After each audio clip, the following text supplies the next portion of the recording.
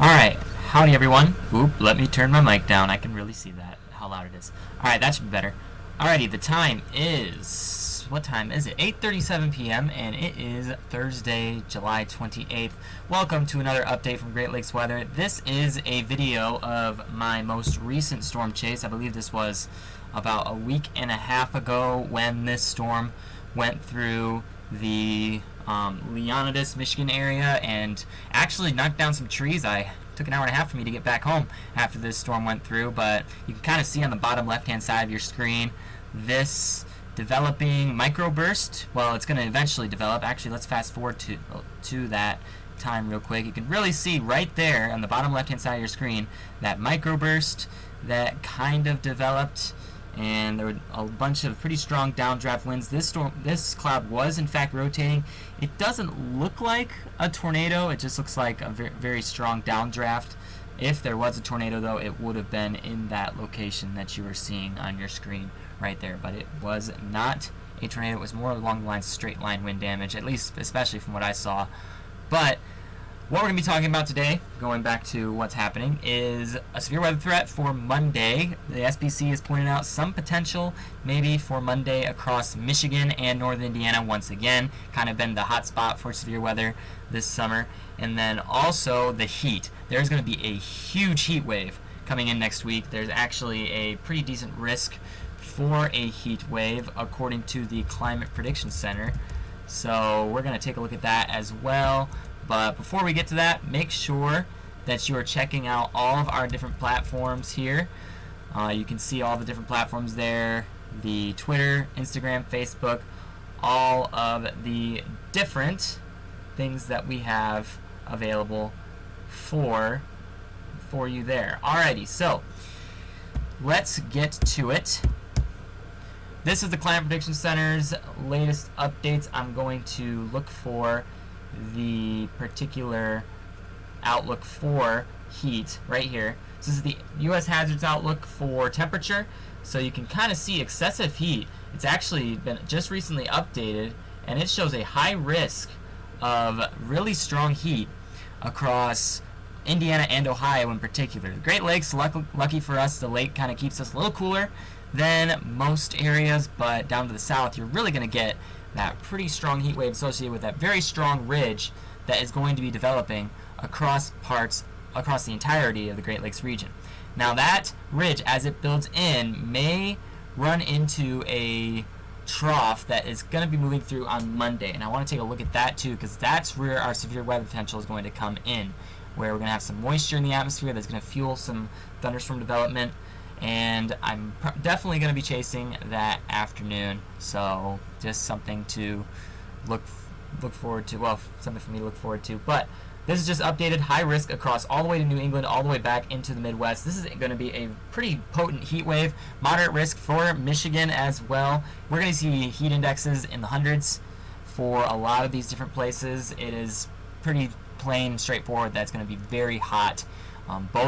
Many models are pointing to the potentially strong heat wave that could be coming our way next week. So drink a lot of water because you're going to need it. It is going to be very hot starting Wednesday of next week. And we're going to look into that in more detail in just a minute.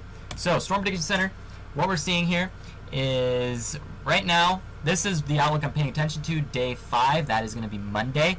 But they have pointed to the potential for some severe weather moving across, first of all, on Sunday, parts of Wisconsin, Minnesota, Iowa, Illinois.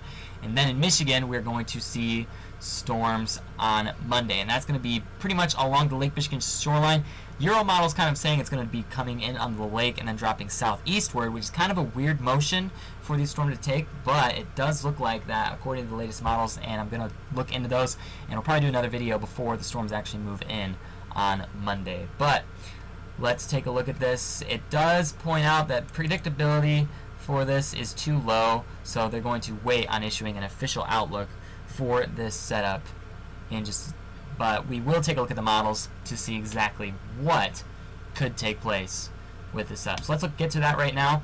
Alright, so definitely thoughts and prayers with the people in Kentucky right now. I know that there's just been a ton of rain down there, a record-breaking rainfall that's caused a lot of devastating flooding So definitely sending my thoughts and prayers down to those people down in Kentucky, and even close to southern Ohio, southern Indiana. There's quite a bit of rain where you're at right now, and the rain is continuing. Unfortunately, we really don't like to see that in the forecast, but it's very serious flash flooding down there associated with the just significant amounts of rainfall you've been seeing.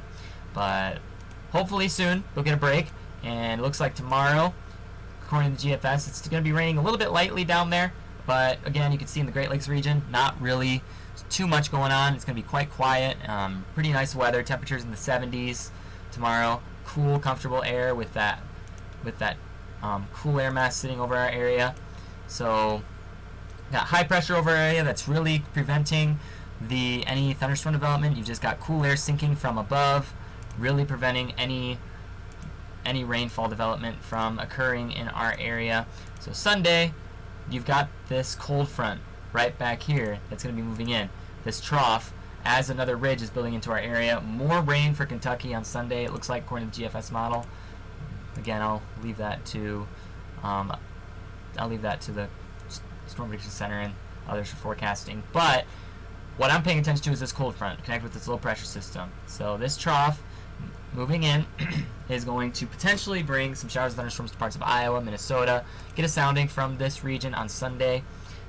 Not really showing too much severe potential. Also, there is some capping in the atmosphere, so convective inhibition may hinder thunderstorm development across parts of this region. So gonna have to pay attention to that as that goes through. Down farther to the south in Iowa, you do see the cap is broken. You've got some cape of about 1,000, no convective inhibition really. So severe potential does appear more probable farther south, but the capping to the north may prevent some storms from developing on that day. So that's Sunday. We get into early Monday morning, the storms die out quickly. Don't really show much according to GFS of continuation. And then on Monday, when we get to Monday afternoon, we see some more redevelopment of some storms. First of all, northern Illinois. I know northern Illinois has been kind of, any chaser that's been down there has kind of been itching for some storms because it never really seems to work out, the latest risk areas have. But GFS is pointing out that it's really going to target northern Indiana, packing severe potential. A little bit of convective inhibition, but the Cape value is going to be around 2,000, close to 3,000. This could be a little bit of a more robust threat if the models tend to come together the way that they show they will. And then by Tuesday morning, once it gets dark, you really don't have that instability in the atmosphere, and the storms will really just start to die out in that region. But still some thunderstorms moving through parts of northern Ohio Tuesday morning. Dies out quickly, and then as we continue to look, maybe some rainfall on northern parts of Kentucky on Tuesday. More high pressure builds in on Tuesday. It's going to be an acceptable day on Tuesday. Then it gets hot. We get this really deep ridge building in, connected with this low pressure system as well. The deep ridge is just going to fuel thunderstorms more off to the north in the Upper Peninsula. You're going to see some thunderstorms because you're on the top of that ridge. But down south, it's going to be hot. You get a sounding for southwest Michigan. This is in the morning, so it shows a temperature of 79. But we'll look at the actual temperature graphics in just a minute. I want to compare the GFS, what you just saw, to the Euro model. And the Euro model is showing a different story for severe weather. It does show some thunderstorms for parts of western Michigan still on Monday. Let's take a look at that. Still, unfortunately, you have that rainfall in eastern Kentucky. That needs to stop. Continuing off to the later on in the time frame, we're getting to Sunday. Again, consistently showing some cellular development across parts of Minnesota. Not showing much severe potential though. This is Sunday morning. So once we get to the afternoon, again, you see that line of thunderstorms really developing across parts of Minnesota. Not too much instability to fuel a severe weather event across this area, according to what the models are saying, but there is still potential for thunderstorm development. Then we begin to see the severe potential kind of take off Monday, early afternoon, evening hours, that time frame. So let's take a look. There are going to be some storms packing some severe potential, maybe even a little bit of marginal tornado potential in some spots. Those will progress southward and move into St. Joe County, still packing marginal severe potential. I'm going to want to watch this for the potential for these storms to develop in the afternoon. progress southward, may be packing some severe weather even as far south as central southern Indiana. So that's the thing to pay attention to with the thunderstorms coming in Monday afternoon. Some of them may pack some severe potential. It doesn't look like a really big severe threat based on the latest models. We're going to have to see how the models change and evolve later on as models tend to come together. Right now you can see two different stories with the GFS and the Euro model, and I can't go too far out with any of the other models because a lot of the other models don't go that far out. But we get into northern Michigan, I want to see what that setup looks like. Not really too much in terms of the severe weather setup up in northern Michigan at that time. Alright, so that's the threat for severe weather I want to watch as that comes through. Now, an even greater threat, probably, is the heat that's coming later on. Again, I showed you this graphic earlier. High risk for excessive heat across much of the continental United States, the eastern portion, encompassing like 9 or 10, well, actually 11 or 12 states, some places among those states. But the entire state of Indiana and the entire state of Ohio are in this high risk. So it's going to be there's a very good chance you're going to see some very hot temperatures, likely heat indexes getting close to 100. Let's look at that with the latest models. Okay, so this is the current temperature. Well, right now what we're looking at is the feels like reading. Okay, so we're not looking at the actual air temperature outside, we're looking at what it feels like. Okay, and that is a combination of the temperature and the humidity, the relative humidity that we have in the atmosphere. How much moisture do we have in the atmosphere? Because the higher the moisture, the less likely the sweat is going to be able to evaporate off your skin and cool you off, which is what makes it really oppressive. Okay, so let's look at this real quick. Thursday, getting in Friday, it's going to be nice. It's going to be nice over the next couple of days. And then it starts to heat up in close to the upper 70s, low 80s if you're in southern Indiana on Friday. Saturday warms up a little bit more in the 80s pretty much across much of the Great Lakes region. We get into Sunday, still again nice, getting into the mid-80s. Gradual warming trend, you can kind of see the gradual warming trend that's taking place. Now it's starting to get hot. Once you get into northern Missouri, you get in the heat indexes, feels like readings in the hundreds. So you can really see that heat still building in. Indiana's facing around 90, and then you got 80s across parts of Michigan and Ohio, the state of Ohio. Now we get after dark. This is Tuesday morning. You can see the kind of the heat ridge building in right here, where the heat indexes are in the mid hundreds, all the way as far north as Minnesota, even up to 110 in some spots. You can really see that there's going to be a lot of heat packed up in the Midwestern region. That lake is going to be a huge benefit to all of us in Michigan. I will say that. Wednesday, that's when the heat really builds into our area. So pretty much all kinds of places such as western Indiana, parts of Ohio, southern Michigan, you're seeing 90s and 100s even as you get into western Indiana, southern Indiana as well. It's going to be very hot. You're going to be dealing with a lot of excessive heat. Alright, so you're going to want to be drinking plenty of water and being extra careful during that time frame. Now, some of you will probably say, that's nothing. I mean, some of you probably work out in the cornfields in this kind of weather. Well, good for you, but some of you that aren't really able to withstand the heat as much should take good care of yourself when this heat moves in, okay? So, Thursday, continuing, it cools down around evening. You get down into the 90s a little bit, so it's cooling down a little bit. And we cool down into the upper 70s. So it's not going to be super cool. It's not going to be that cool during the evenings as well. So you want to run that air conditioner Wednesday night. Thursday gets hot again in some spots, okay? So Thursday, you've got temperatures in the hundreds, once again, especially in southern Indiana. And it looks like there might be some thunderstorm development across parts of Indiana and Ohio, according to what the Euro model is pointing out. And this is why you see that cooling trend right there. So if those thunderstorms move in, there will be quite a bit of a cool down there, but there's going to be enough heat and instability to really fuel those storms if storms pop up, because hot air masses are always unpredictable. You can never really be sure what to expect with storm development. But it cools down into the 70s and maybe even the 60s across parts of Michigan. So that's a nice little break, but still you're gonna want to run that air conditioner. 90s again on Friday, and it's still gonna continue to be hot, as you can see, for quite a few days. Back up in the 90s. We are gonna be entering a heat wave.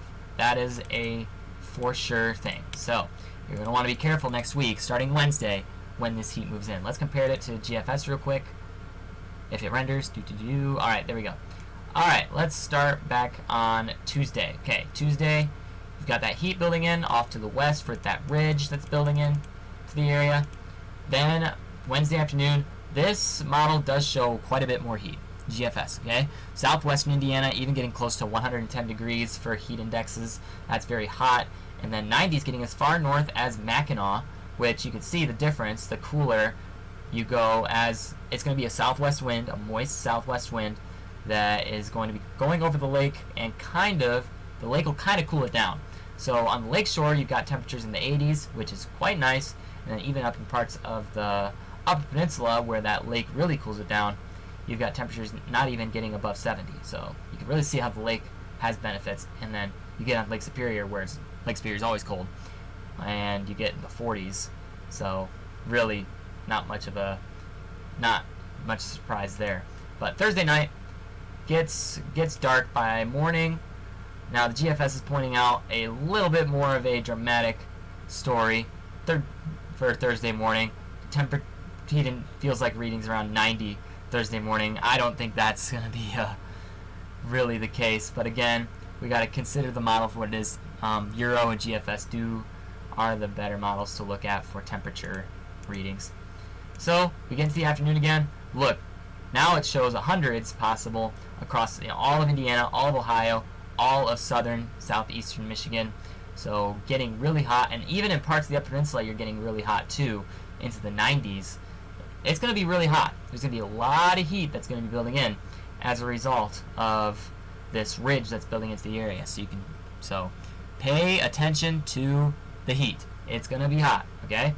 So we get into Friday morning, temperatures in the 80s across parts of Indiana and Ohio, still feeling like that according to the GFS model. And then you can kind of see kind of a more cooling trend as you get into Friday and Saturday, where finally the heat's finally backing off of our area, but it's moving farther off to the west. So hopefully we get a chance to cool down with this nice cool air mass that kind of filters into our area on Saturday and Sunday of next week. So that's going to be the hope that we have, those cooler temperatures coming in later on. So looking ahead, it does look like the heat returns for Indiana and Ohio potentially on Thursday, August 11th. That's a long-range model, so don't take that as a for sure thing. Alright, so that's all I really wanted to show you with the latest setup. So severe storms possible Monday. I will be out chasing if those storms do come up. I'll probably be a little bit late on the draw because I get off work at 4, but I will potentially be able to get some storms in that day. And then the heat really builds in Wednesday, Thursday, Friday of next week. You're going to want to be aware of that. Okay, so that is the entire update. Hopefully this video is helpful to you. Make sure to like if you liked and subscribe. We just surpassed 250 subscribers. Thank you so much for your support, and hope to keep that going. So thanks again for watching, and I will see you all later.